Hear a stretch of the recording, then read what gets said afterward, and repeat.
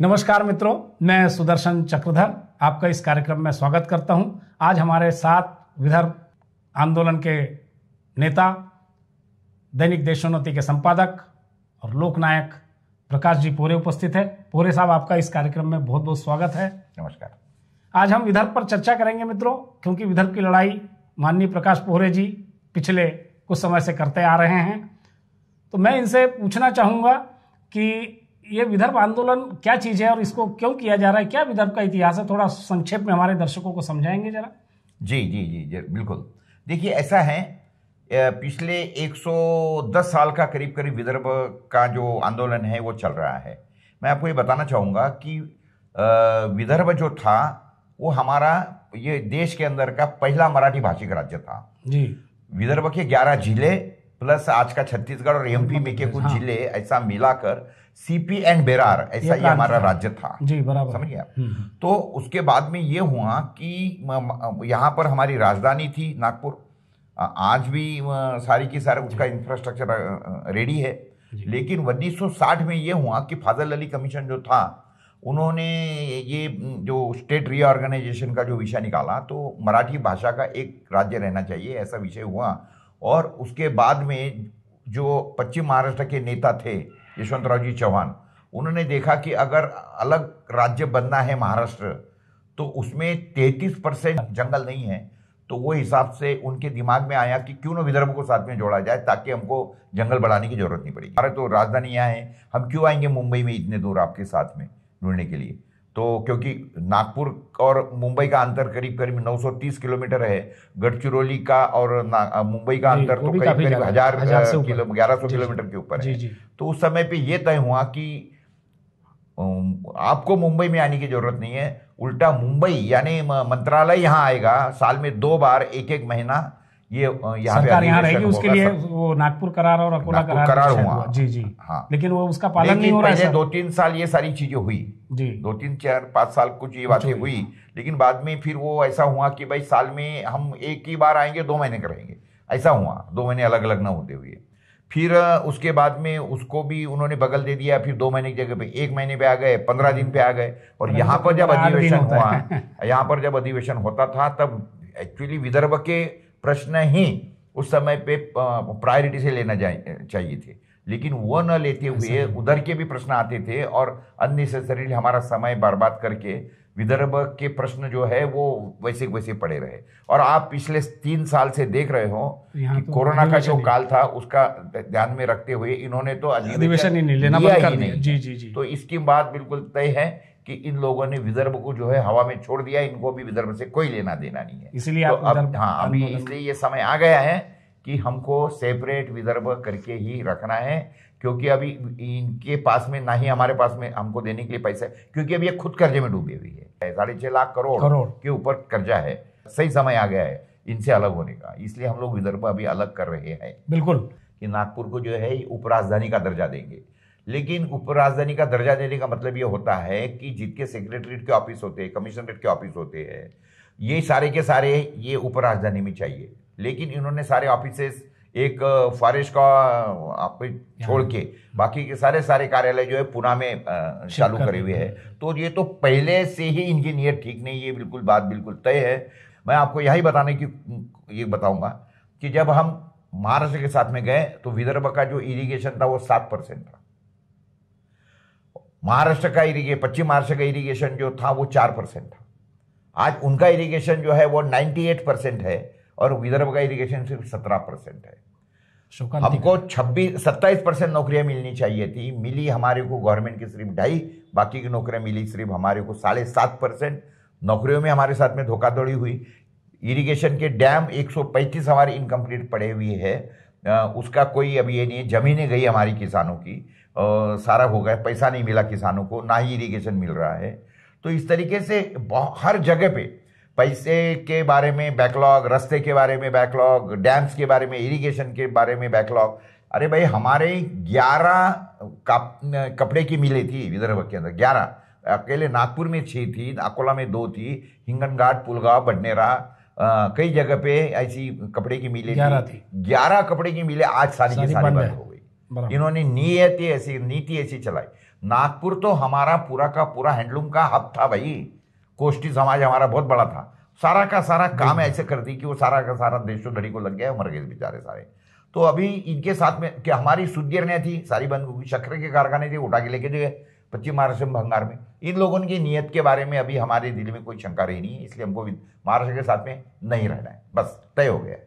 पोहरे साहब, मेरा अगला सवाल इसी से संबंधित यह है कि आप जो आंदोलन कर रहे हैं विदर्भ का, तो उसमें आप ये दावा कर रहे हैं कि अगले कुछ साल में आप विदर्भ को पृथक करवा देंगे, सेपरेट करवा देंगे या करवा कर रहेंगे, विदर्भ राज्य लेकर रहेंगे, आपका नारा है। तो ये कैसे होगा, कैसे पॉसिबल है, इसके लिए क्या योजना है आपके पास? देखिए, ऐसा है कि हमारे बाबा साहब आम्बेडकर ने बोला था कि जिनका शोषण हो रहा है उनको उसकी जान्यू कर दो, आपका क्या लूटा जा रहा है, तो वो जो आदमी है वो उठ के खड़ा हो जाएगा। हम विदर्भ के लोगों को यही बताने में अभी तक के अक्षम रहे हैं कि तुम्हारा क्या, तुम्हारे पास में क्या था वो किस, और तुम्हारे पास से क्या लूट के लेके गए, और उसके बाद में तुमने क्या खोया है, तुम्हारा भूतकाल क्या था और तुम्हारा भविष्य क्या है। ये अगर बातें अच्छी तरह से हमारे आने वाले पीढ़ियों के सामने अगर रख दिया तो मैं ऐसा समझता हूं कि जो लोग हैं ना वो फिर उठ के खड़े हो जाएंगे। यानी विदर्भ, आप ये कहना चाह रहे हैं कि विदर्भ के जो नेता है वो अक्षम हैं और वो कर नहीं पा रहे हैं, मतलब बिल्कुल आपके शब्दों में बताइए जरा, समझा के कि विदर्भ के नेता क्या है? नहीं, देखिए ना, क्या कौन है आज मुझे बताइए कि विदर्भ में ऐसे कौन से नेता है कि जो विदर्भ को इस तरीके से ड्राइव करके लेके जाएंगे। मैं तो समझता हूँ कि आज मुझे तो कोई दिखता नहीं है। मैं तो अखबार चलाता हूँ, सब देखता हूँ, उसके बावजूद मुझे कोई पार्टी के अंदर वो ताकत का नेता नहीं दिखता है कि जो विदर्भ को सेपरेट कर देगा। अगर एक दो नेता भी हैं तो वो सत्ता से ऐसे जुड़े हुए हैं कि कुछ भारी नेता है तो नहीं, देखिए, नहीं कुछ कर पा रहे हैं। नहीं, इससे और भी मैं आगे जाने की कोशिश करूंगा कि जब उनके सीट के नीचे की कुर्सी निकल जाती है ना, तब उनको विदर्भ की याद आता है। बराबर, बिल्कुल सही। और उसके बाद में वो सत्ता मिलने के बाद में वो उनकी जो डिमांड है भूल जाती है। भाजपा का एग्जाम्पल हमारे सामने है ना, इन लोगों ने तो राइटिंग में दिया था कि अगर हमारे पास में सत्ता केंद्र में आ जाती है तो हम दूसरे दिन कर देंगे विदर्भ को। हमारे फडणवीस साहब ने तो बोला था कि अगर जब तक के होता नहीं तब तक के मैं शादी नहीं करूंगा। गडकरी साहब ने राइटिंग में दिया था 100 रुपए की स्टैंप पेपर के ऊपर। हुआ क्या? सत्ता है केंद्र में पिछले 8-10 सालों से, हुआ क्या? कांग्रेस के भी कई नेता साहब विदर्भ के, वही मैं बोल रहा हूँ, कांग्रेस भाजपा, मुझे कोई किसी का समर्थन करना नहीं है। कांग्रेस वालों ने अलग तरीके से बेवकूफ बनाया और भाजपा वालों ने अलग तरीके से बेवकूफ बना रहे हैं। सिंपल विषय। पोहरे साहब की आप अगले कुछ सालों में विदर्भ अलग कैसे करवाएंगे, थोड़ा ये समझाइए। मैं तो ये जो बच्चे हैं इनको ये समझाना चाहूंगा। पहली बात देखिए, आज के घड़ी के अंदर मैं आपको एक ही बात बताऊंगा, जब हम इनके साथ में जुड़े थे 1960 में, तब हमारे 66 आमदार थे, विधायक 66। बाद में 2009 में यानी करीब करीब 50 साल के बाद में जब जनगणना हुई फिर से, तब पाया गया कि विदर्भ की लोक संख्या कम हुई। 50 साल में लोक संख्या कम हुई, बढ़ी नहीं है, जबकि अन्य क्षेत्रों की बढ़ती है। इसका कारण तो उसका नतीजा ये हुआ कि हमारे 66 जो विधायक थे, 66 से हमारे 62 विधायक हो गए। 4 विधायक कम हुए क्योंकि लोक संख्या कम हुई। लोक संख्या कम क्यों हुई? क्योंकि यहाँ पे कोई डेवलपमेंट नहीं है, बच्चों के लिए नौकरियां नहीं है। तो बच्चे उठे, कोई मुंबई, पूना, मद्रास जहाँ है यहाँ से निकल के चले गए बेचारे। बच्चे गए लंदन, अमेरिका, विदेश में चले गए। तो और बच्चे चले गए करके उनके पेरेंट्स निकल गए। आज ये हकीकत है विदर्भ की कि हर 20 घर के पीछे के एक घर को ताला लगे हुआ है, क्योंकि वहां भी कोई रहने वाले नहीं है। तो इस तरीके से विदर्भ जो है अभी ये वीरान बनते जा रहा है। ये वीरान बनते जा रहा है। और विदर्भ के बारे में मैं आपको दूसरी बात बताना चाहूंगा। विदर्भ जो है ये वराड और सोने की कराड़, यानी ये रीजन विद गोल्डन बॉर्डर, ऐसा प्रदेश था हमारा। क्योंकि यहाँ पर कपास उगती थी और 1 क्विंटल कपास बेचने के बाद में 1947 में जब हम आजाद हुए थे, मेरे दादी ने 3 तोला सोना खरीदा था 1 क्विंटल कपास बेचने के बाद में। और उस समय पे जो तोला था ना वो 12 ग्राम का था। 36 ग्राम सोना खरीदा था मेरे दादी ने। उसके बाद में 1972 के अंदर जब कापूस एकाधिकार योजना लागू हो गई थी, तो उस समय पे कपास को भाव मिला था 275 रुपए, सोने का भाव था 180 रुपए। तो मैंने खुद 1 क्विंटल बेचने के बाद में 18 ग्राम सोना खरीदा हुआ, 18 ग्राम। आज हमको 1 ग्राम सोना मिलता है। तो नेचुरली आपको समझ में आएगा कि 36 ग्राम, 18 ग्राम और 1 ग्राम किस तरीके से हमारा शोषण हुआ है। और उस समय पे हमारे कपास का प्रोडक्शन कॉस्ट करीब नहीं के बराबर था। आज के घड़ी के अंदर हर चीज हमको खरीदनी पड़ती है कपास का प्रोडक्शन करने के लिए। कपास का प्रोडक्शन का कॉस्ट हमारा 10,000 रुपये है और उसका भाव बाजार में हमको गवर्नमेंट ने तय करके दिया है 5-5,500 रुपये। तो ये तो सारा का सारा लूट का माहौल चल रहा है। और तो बात सर आपको रोकना चाहूंगा कि आपके पास क्या योजना है, ऐसी क्या स्कीम है जो आप बहुत जल्द विदर्भ को अलग करवाने का दावा कर रहे हैं? वो हिसाब से हमारी टीमें घूम रही है, कॉलेज के अंदर के बच्चों को बताएंगे, जो किसान हैं जन जागरण, यानी आपका कुल मिला के कहना है कि किसानों को बताएंगे कि किस तरीके से तुम्हारी लूट हो रही है। तो ये सारा का सारा ग्राउंड लेवल से ये उठाने के बाद में निश्चित रूप से मुझे खातरी है इसके बारे में कि ये सारा का सारा आंदोलन जो है खड़ा होने वाला है।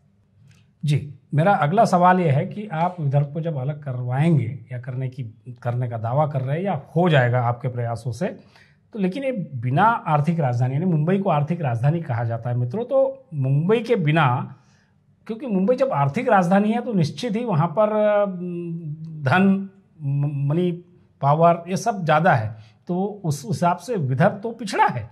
तो विदर्भ के कर्मचारियों को जो यहाँ पे इंफ्रास्ट्रक्चर लगेगा, जो यहाँ पे जो बुनियादी समस्याएं होगी, जो यहाँ पे सिंचाई के लिए और करेंगे साहब। मुझे आपका सवाल ध्यान में आ गया है और पहली बात मैं आपको यह करेक्ट करने की कोशिश करूंगा कि ये पहली बात ये समझना, ये मिसअंडरस्टैंडिंग इस तरीके से कि बिना मुंबई कुछ नहीं हो सकता।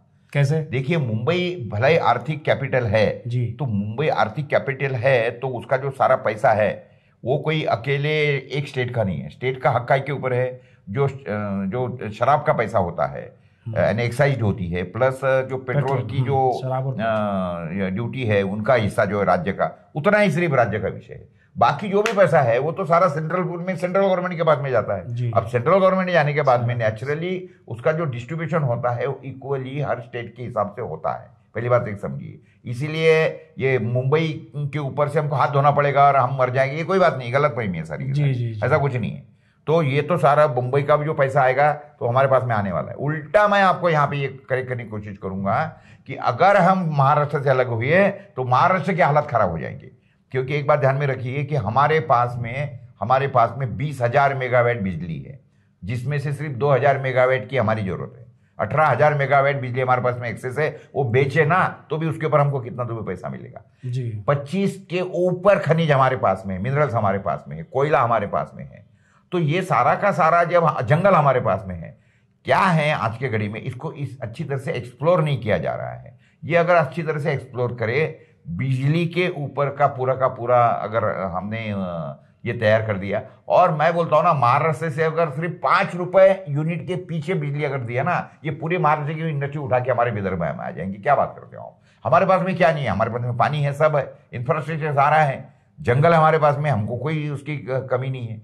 तो नेचुरली जो आज मैं आपको ये बताना चाहूंगा कि देखो, अलग होने के बाद में तेलंगाना की आज हालत क्या है, देखिए कितना दौड़ रहा है। छत्तीसगढ़ की हालत देख लीजिए आप, तरक्की तो ये तरक्की के यहाँ पे है ना भाई। उत्तराखंड भी उससे तो हमारी हालत कई गुना अच्छी है। हमारे पास में सारी चीजें हैं। सबसे मेन बात, हमारे पास में जो है ना, एक बहुत अच्छा इंटेलिजेंट मैन पावर है हमारे पास में। बच्चे आज उनके पास में यहाँ कुछ नौकरी नहीं होने के बाद में वो बेचारे, ये जो ब्रेन ड्रेन हो रहा है हमारा, ये बात पहले समझिए। ब्रेन ड्रेन हो रहा है, बढ़िया। तो साहब, आपका कहना है कि विदर्भ सक्षम प्रदेश होगा, बिल्कुल अपने आप में खड़ा हो जाएगा, अपने पैरों पर खड़ा रहेगा। इतना सब होने के बाद, इतने वर्षों से शोषण हो रहा है, तो और किन किन मदों में शोषण हो रहा है और किस प्रकार से इस शोषण को आप रोकेंगे?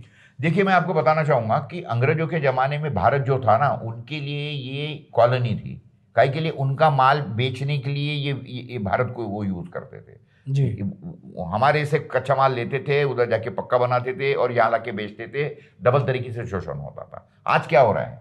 विदर्भ का उसी तरीके से पूरा महाराष्ट्र शोषण कर रहा है।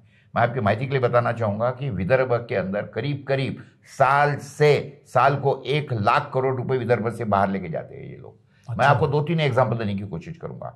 दूध देखिए आप, हमारा 2.5 करोड़ का विदर्भ है और उसमें 2.5 जनसंख्या, हाँ 2.5 करोड़ जनसंख्या का विदर्भ है।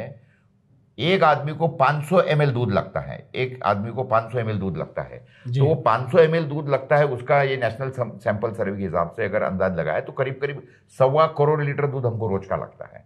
जब 1.25 करोड़ लीटर दूध हमको लगता है, मेरा ये बोलना है कि चलो ऊपर का 20-25 लाख लीटर छोड़ दो, जो थोड़ा बहुत गवर्नमेंट डेयरी में कलेक्शन होता है, कोई प्राइवेट वगैरह छोड़ो, 1 करोड़ लीटर ही दूध का हिसाब पकड़ लो। 1 करोड़ लीटर दूध और 50 रुपए भाव पकड़ लिया ना 1 लीटर का, तो 50 करोड़ का तो दूध खरीद रहे हैं रोज। महीने का 1500 करोड़, साल का 18,000 करोड़ तो दूध में वेस्ट हो रहा है हमारा। उसके बाद में पश्चिम महाराष्ट्र की सारी शराब हमारे विदर्भ में बिकती है। हमारे विदर्भ के सारे लोगों को नचेड़ा बना दिया जा रहा है। उसके बाद में अंडे बाहर से आते हैं, मुर्गी बाहर से आती है, नारियल बाहर से आते हैं, सफरचंद बाहर से आते हैं, इंसेक्टिसाइड बाहर से आते हैं, फर्टिलाइजर बाहर से आता है, सीड बाहर से आते हैं। क्या नहीं आता है विदर्भ में बाहर से? तो ये अगर हमने सोच लिए ना कि ये हम इसमें से कोई चीज़ बाहर से नहीं लेंगे, 1 लाख करोड़ तो हम इमीडिएट बचा लेंगे। तो ये जो ड्रेन हो रहा है ना विदर्भ का, ये रोकना पहले जरूरी है। और ये तभी रोकेगा जब विदर्भ के लोगों का इसके साथ में सहयोग मिलेगा। और ये सहयोग तभी मिलेगा जब हम उनको जागरूक करेंगे और बताएंगे कि ये इस तरीके से हमको आगे बढ़ना है। तो अब मैं उस सवाल की ओर आ रहा हूँ जिसका जनता को जानना बहुत जरूरी है कि इतना सब करने के लिए, स्वतंत्र विदर्भ राज्य की स्थापना के लिए आपके पास ब्लूप्रिंट क्या है? विदर्भ अलग करने के लिए आप क्या कर रहे हैं और विदर्भ अलग हो जाएगा तो जनता को क्या मिलेगा, कैसे मिलेगा, थोड़ा समझाइए। बहुत सही सवाल आपने पूछा है। मैं आपको बताना चाहूंगा, बाजू का जो तेलंगाना स्टेट है ना, जाके देखिए उसके तरफ किस तरीके से उन्होंने रिफॉर्म की है उनके तरफ से। आज तेलंगाना के हर किसान को वहाँ का जो मुख्यमंत्री है ना, वो साल में 10,000 रुपए दे रहा है एकड़ के पीछे। बढ़िया, एकड़ के पीछे। तो हम तो उससे भी ज्यादा पैसा दे सकते। विदर्भ बाय डिफॉल्ट ऑर्गेनिक है भाई, हमको कुछ करने की जरूरत नहीं है। इसका नाम ही विदर्भ है, जहां पर विविध प्रकार का दर्भ यानी घास उगता है। क्या बात है। यानी गंगा, हमारे विदर्भ का जो कंपैरिजन है ना, वो गंगा के खोरे से किया गया है। यानी जो है ना बेसिन, हाँ, गंगा बेसिन जो है ना उसके साथ में है हमारे। एक बात समझिए। लेकिन हुआ क्या है कि जिस तरीके से अच्छी तरह से एक्सप्लोर करना चाहिए था उस तरीके से नहीं किया गया। जो हमारा उपज ही नहीं है वो हमारे ऊपर थोपा गया है, दैट इज केमिकल फार्मिंग। तो अगर केमिकल फार्मिंग छोड़ के हम लोगों ने अगर सिर्फ ऑर्गेनिक फार्मिंग भी अगर कर दिया ना, तो मैं आपको बताता हूं कि आज के घड़ी के अंदर ये ऑर्गेनिक फार्मिंग का स्टेट अगर डिक्लेयर कर दिया ना, तो 1 एकड़ के पीछे किसानों को हम ये जो रासायनिक खाद की जो सब्सिडी गवर्नमेंट फॉरेन कंपनियों को देता है, वो अगर हमने हमारा हक मिला लिया ना, 20,000 रुपये पर एकड़ तो किसानों को वैसे ही दे सकते हैं हम लोग। एक विषय। दूसरी बात में, ये जो हम लोग प्रोडक्शन करेंगे ऑर्गेनिक का, वो उसका दाम अच्छा किसानों को मिलेगा। वो आज केमिकल फार्मिंग का खाने के बाद कारण लोग बीमार गिर रहे हैं, तो वो बीमारियां कम हो जाएंगी, हॉस्पिटल में जाने वाला पैसा कम हो जाएगा। ऐसे कई चीज़ें हम आपको विदर्भ अलग करने के बाद में आपको दे सकते हैं। और जो हमारा जो ब्लूप्रिंट है इसके बारे में, वो मैं आपको बताना चाहूँगा इसके ऊपर से कि विदर्भ किस तरीके से सक्षम हो सकता है। देखिए, मैं आपको बताऊँगा, आज के घड़ी के अंदर 11 डिस्ट्रिक्ट में हमारा विदर्भ बटे हुआ है जी। क्या आपको पता है कि यवतमाल और गढ़चिरौली, ये 2 डिस्ट्रिक्ट की लेंथ कितनी है? आज 400 किलोमीटर है। क्या 400 किलोमीटर का कभी एक डिस्ट्रिक्ट आपने देखा है देश में? अगर आज के घड़ी के अंदर गढ़चिरौली को डिवाइड कर दिया ना 4 पार्ट में, तो 4 वहां के, 4 यवतमाल के, ऐसे 8 डिस्ट्रिक्ट तो ये बन जाएंगे। उसके बाद में अमरावती के 2 डिस्ट्रिक्ट बनाना चाहिए, बुल्ढाना के 2 डिस्ट्रिक्ट बनाना चाहिए, वर्धा के 2 डिस्ट्रिक्ट बनाना चाहिए। उसी तरीके से भंडारा के 2 डिस्ट्रिक्ट बन सकते हैं, नागपुर के 4 डिस्ट्रिक्ट अलग से बन सकते हैं, अकोला में से तोड़ के और एक डिस्ट्रिक्ट अलग कर सकते हैं, वाशिम गोंदिया का एक डिस्ट्रिक्ट हो सकता है, चंद्रपुर का एक डिस्ट्रिक्ट अलग हो सकता है। ऐसे मिला के अगर हमने ये सारा का सारा सोचा ना, तो करीब 20 डिस्ट्रिक्ट जो है, 20 से 22 डिस्ट्रिक्ट हमारे पूरे हो जाएंगे। 11 डिस्ट्रिक्ट से 22 डिस्ट्रिक्ट हो जाएंगे विदर्भ के। जितने छोटे डिस्ट्रिक्ट रहेंगे कंट्रोल के लिए आसान होने वाले हैं। जैसे आप ब्रीदी है कि छोटे राज्य विकसित राज्य नहीं, आप देखिए ना, तो वैसे ही छोटे जिले भी विकसित हो सकते हैं। मुझे आप बताइए, आज के घड़ी के अंदर विदर्भ में सबसे ज्यादा नक्सलवाद कहाँ है? गढ़चिरौली में, क्योंकि it is beyond human control कि 400 किलोमीटर किसी को कंट्रोल नहीं कर सकते, और उसका जंगली एरिया है सारा का सारा। उससे बेटर है अगर उसके 4 अलग अलग डिस्ट्रिक्ट कर दिए तो 100 किलोमीटर का डिस्ट्रिक्ट बहुत आसानी से हैंडल हो सकता है। मैं तो बोलूंगा 4 नहीं 5 करो, कोई फर्क नहीं पड़ता। जितने छोटे डिस्ट्रिक्ट रहेंगे ना उतने अच्छे रहेंगे, इससे विकसित विदर्भ होगा। तो ये हम पहली बात तो ये इस तरीके से ये करेंगे। उसके बाद में आज के घड़ी के अंदर जो हमारे महाराष्ट्र के अंदर लैंड सीलिंग है, वो लैंड सीलिंग हम पूरा का पूरा कैंसिल करवा के रखेंगे। उसके बाद में क्या आप मुझे बता सकते हो, इसका कोई लॉजिक है आपके पास में? यानी उधर काजू बनता है तो काजू के ऊपर से वो लोग फेनी बनाते हैं, वो बनाना चलता है गवर्नमेंट को। लेकिन हमारा महुआ जो निकलता है यहाँ का, महुआ के हम लोग ये नहीं बना सकते, वाइन नहीं बना सकते, उससे विस्की नहीं बना सकते। अभी मैं मानता हूं कि अभी गवर्नमेंट ने इसके बारे में पिछले जारी किया है, करीब 2 साल से मैं इसके ऊपर फाइट कर रहा था कि वाइन को परमिशन दे दो, महुआ के ऊपर की बंधन निकाल डालो। तो अभी गवर्नमेंट ने उसके ऊपर से थोड़े रिलैक्स किए, लेकिन उसके बावजूद भी जिस तरीके से चाहिए, दर्जा दिया क्या गवर्नमेंट ने? नहीं दिया अभी। हाँ, तो उसके लिए भी नहीं दिया। लेकिन उसके बाद में अभी जो हुआ है उसके कारण काफी अच्छा वाइन बनाने के लिए हमारे पास में बहुत ये हो गया है। तो इसलिए अभी ये वाइन हम लोग विदर्भ में बहुत अच्छी तरह से बना सकते हैं। उसके बाद में ये जंगल है हमारे, तो वो जंगल को जो है उसके अंदर के जो कंपाउंड्स है वो नहीं होने के कारण वो सारे जंगली जानवर जो है हमारे खेतों में आते हैं किसानों के। तो जंगलों को कंपाउंड लगाएंगे या किसानों के खेती को कंपाउंड करवाएंगे। तो किसानों के खेती को कंपाउंड करवाना ये बड़ी टेढ़ी खेल है। उससे बेटर है कि जंगलों को कंपाउंड करवाऊं, जंगल के पुरानी जंगल के अंदर रखवाऊं। उसके बाद में हमारे पास में, इसके पहले आपके माहिती के लिए बताना चाहूंगा कि जो चावल बनता था हमारे पास में हजारों प्रजातियां थी जो सारी खत्म करा दी इन लोगों ने, क्योंकि चावल का जो है इनकी जो परचेस प्राइस है वो सारा गधे घोड़े एक भाव में ले लेते धान। ये चावल खरीदते नहीं है। हम बोलते क्यों चावल नहीं खरीदते भाई, हम चावल बेचेंगे, हमने अब धान बेचेंगे। तो ये तरीके से अगर करेगा तो चावल के ऊपर से हमको बहुत अच्छी तरह से ये मिल सकते हैं। उसके बाद में चावल से भी रेवेन्यू अच्छी तरह से मिल सकता है। उसके बाद में ये जो केंद्रीय विदर्भ राज्य घोषित होने के बाद में जो हमारा कॉटन यहाँ रहेगा, तो कॉटन के लिए हम कम से कम 25% एक्स्ट्रा कॉस्ट दे सकते हैं। उसके बाद में यहाँ पर हमारा जो बुनकर समाज था, तो वो बुनकर समाज को हम अच्छे टेक्निकल ये दे के उनसे ये पैठनियाँ हैं या कोई और अच्छे खादी के जो उत्पादन है ये करवा सकते हैं। उसके कारण बहुत अच्छी तरह से SEZ अच्छी तरह से तैयार हो सकते हैं। उसके बाद में ये जो खेती जो हमारी जो बिजली जो हमारे पास में है जी, जो एक्सेस बिजली हमारी, उसके बावजूद भी विदर्भ के अंदर सबसे ज्यादा लोड शेडिंग, पिछले 20 साल से लोड शेडिंग झेल रहे हैं हम लोग। क्यों चाहिए भाई खेती को लोड शेडिंग? ये इसके कारण ही हमारे किसानों की आत्महत्या हुई। तो पहली बात तो हम ये तो लोड शेडिंग पूरा खत्म कर देंगे, खेती को फ्री में बिजली देंगे, बिल्कुल फ्री में देंगे, मैं बोलता हूँ खेती। और उसके बाद में जो बची हुई बिजली है ना, हम ये पूरे देश में बेच सकते हैं। हमारे ऑलरेडी इतनी लाइन्स ऑलरेडी डल चुकी है। यानी क्या होता है, बिजली उत्पादन करने के लिए पानी हमारा खत्म हो रहा है, कोयला हमारा जल के उसकी राखड़ हम झेल रहे हैं, प्रदूषण हम झेल रहे हैं, गर्मी बढ़ गई है सबसे ज्यादा भारत भर में। ये विदर्भ हमारा सबसे ज्यादा उच्चांक वाला टेम्परेचर, यानी तप्त प्रदेश होना चाहिए, तप्त प्रदेश हो गया है, तप्त की जगह पे तप्त हो गया है। देखिए विदर्भ ये एक जमाने में कोई विद्वानों का प्रदेश गिना जाता था, विद्वानों का। अभी ये विद्वानों के प्रदेश की जगह पे विधवाओं का प्रदेश हो गया है, शोकांतिक है, क्योंकि किसान आत्महत्या कर रहे हैं। पहली बात तो ये समझिए आप। और उसके बाद में हमारे यहाँ पर जो भी बिजली एक्सेस है ना, तो वो बिजली को हम लोग क्या करेंगे, कम से कम जैसे दिल्ली के अंदर ये देते हैं हर घर में 200 यूनिट बिजली फ्री देती, तो क्या हम नहीं दे सकते? हम ही देंगे। और उसका सारा पैसा जो है वो अच्छी तरह से इंडस्ट्री को ये हमारा प्रोडक्शन कॉस्ट जो है, मैंने जो हमारे MSCB के जो दोस्त है उनसे जो पता लगा है, वो बोलते 3.5 रुपए यूनिट में हम लोग बिजली बनाते हैं ज़्यादा से ज़्यादा। और 3.5 रुपए की बिजली हम लोग आज खुद हम विदर्भ वाले टोटल मिला के इंडस्ट्री वाला जो है ना 19 रुपए पे कर रहे हैं, 19 रुपए पर यूनिट पे कर रहे हैं। लूट मची है, लूट। तो ये सारी की सारी अगर हमने कर दी है ना, और उसके बाद में ये मोहल्ला क्लिनिक खुलवाए, जो जिला परिषद की नगर पालिका के स्कूल्स है वो अगर ठीक तरह से करवा दिया। उसके बाद में सबसे मैं आपको बताता हूँ, हमारे यहाँ पे जितनी भी मीटर गेज की रेलवे है ना, वो सारी की सारी हरामखोरों ने बंद करके रखी है। क्या करके रखी है? भंगार में जाके पड़ी है वो। उससे बेटर है चालू करो ना वापस से। और वो मीटर गेज की रेलवे चालू करने के बाद में वो स्कूल के बच्चों के लिए, ये हमारे ग्रामीण विभाग के जो लोग हैं, मजदूर है, उनके रोज आने जाने वालों के लिए फ्री दे दो। क्या तकलीफ है? कौन सा पैसा खर्चा होने वाला है या नॉमिनल चार्ज? तो ये सारी चीजें अगर करे तो मैं आपको बताता हूँ, दावे से बताता हूँ कि अभी जितने स्टेट बने हैं ना, अलग से तेलंगाना बना है, छत्तीसगढ़, उनसे हम ज्यादा दुगने स्पीड से हमारी प्रगति होगी।